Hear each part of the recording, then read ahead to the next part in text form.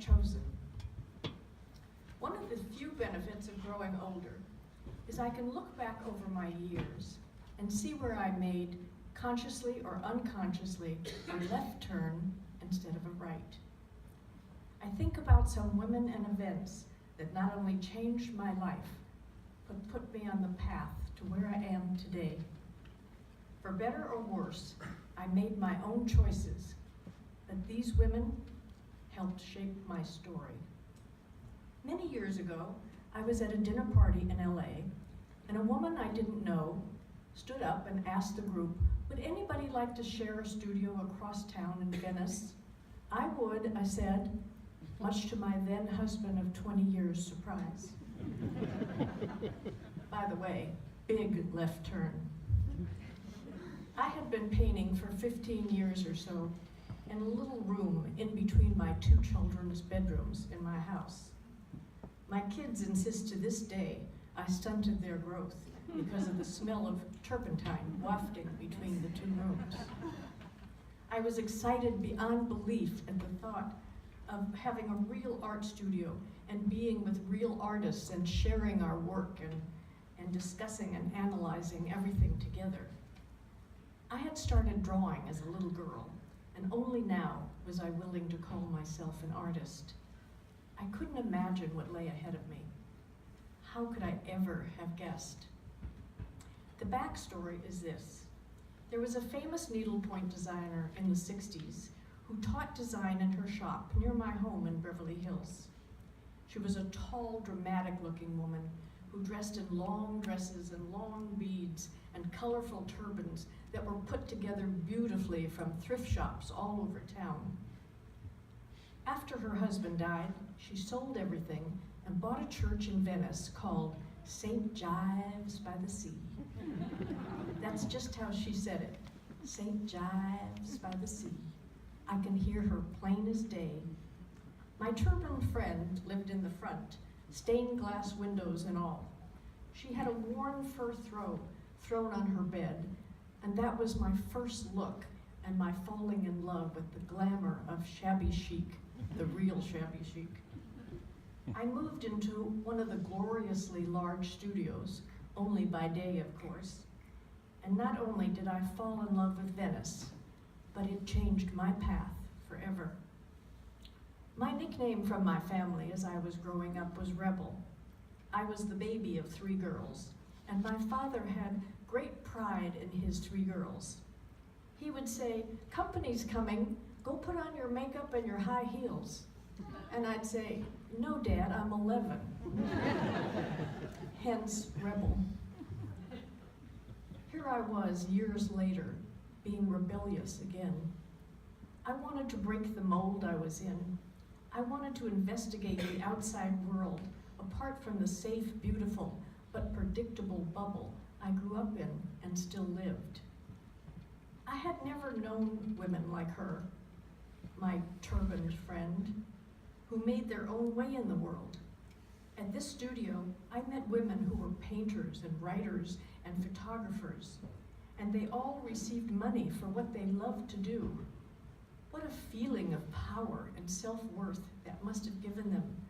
They climbed mountains, crossed the Sahara, then wrote about it and sold their stories and photographed it and sold that. Whatever they had, I wanted some. The atmosphere of St. Gives was joyful, with lots of cooking, guitar playing, and exchanging of ideas. I can still picture her in her long gown and beads, stirring a big pot of chili in one big open room that was bedroom, kitchen, and all the living space. It was the epitome of grand to me. I was always so jealous of those who lived there as I was leaving to go home to my quiet house in the hills. A couple of times I was able to stay for dinner when my husband was out of town. With mismatched, tasteful plates on a colorful tablecloth, we all ate together, where someone was playing a horn or a guitar in the background, or just some blues on the radio. It was just the best time I ever had. The studio was a 40-minute drive from our house, but I didn't care. After my son, My daughter had already left for college, went to school for the day, and my husband has long gone at 5 a.m. in the morning.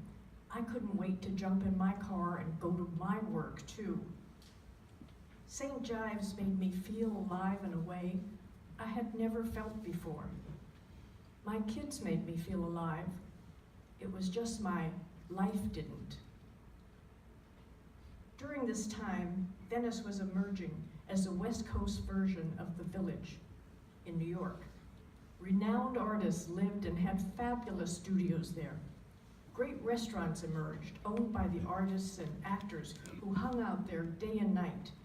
The air was electrified. Venice was booming. I was 39, I was in the middle of it all, and I was enthralled. I brought my husband to meet the group, go to the restaurants, catch the excitement, but it didn't work. He was immediately threatened. I had found a way of life that appealed to me, and he knew it. He understood it, but he didn't like it. He wasn't dumb. The road that lay ahead of me was scary, but at this point I knew there was no turning back. I sold a couple of paintings to an actress friend named Suzanne Plachette, and she suggested it was time for me to have my own show. Can you imagine? She took me to a man who owned a popular boutique called The Staircase in Beverly Hills that sold antiques and paintings. He looked at a few of my works and agreed to a show.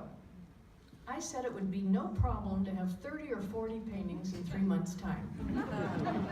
Was I crazy?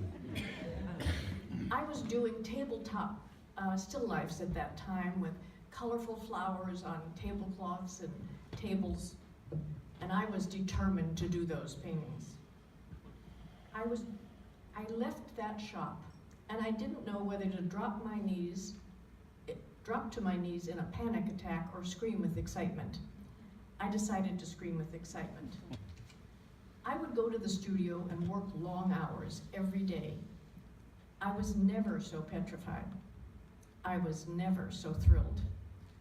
Lunch breaks at the studio were so much fun. We all brought our own lunches and we would eat in the big main room and discuss our work. Who knew who would drop by? A musician, a chef, a writer, a cook on a break. And even though I loved these lunches, I was so excited with my work and my commitment, I couldn't wait to get back to work. Suzanne spread the word among her actress friends, and I received calls from Tina Sinatra and other famous Hollywood women of that day. They wanted to come over to the house before I hung the paintings in the staircase, so I would not be sold out before they got there. What? I was hoping I was going to sell one painting at the show so I wouldn't be humiliated. God bless them. They came over that day and bought 11 paintings. So I went into the show with 11 sold 21 that night, and was sold out in the next 2 days. I too was now making money for what I loved to do. I've had much bigger shows after that, in New York, Aspen, and LA, but none that ever thrilled me like that night. My group from St. Gives came, and my friends and family from Beverly Hills, and my two lives blended together, if only for that one night. I eventually did leave my life, albeit 10 years later, and designed a new one for myself filled with the creativity I had always dreamed of.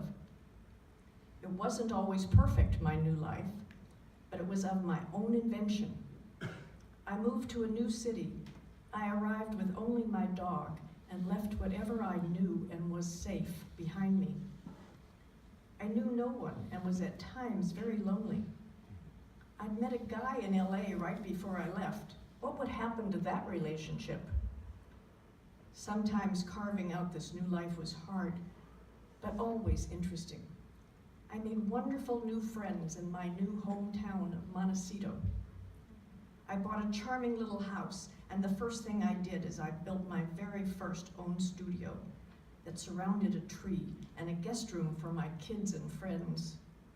This was a dream come true for me. I think of those women from the studio often with gratitude. They showed me I could paint, design houses, design ceramics, write books, take photographs, and that life could be one big canvas. They led me to who I am today, a woman who is not afraid to take risks. They put me on the road less traveled by, and that has made all the difference. Today at 82, I'm still creating and having the time of my life. Oh, and by the way, I married that guy that I met in LA, and we're living happily ever after. And I figured this out. Sometimes the scariest decisions are the best ones. Thank you.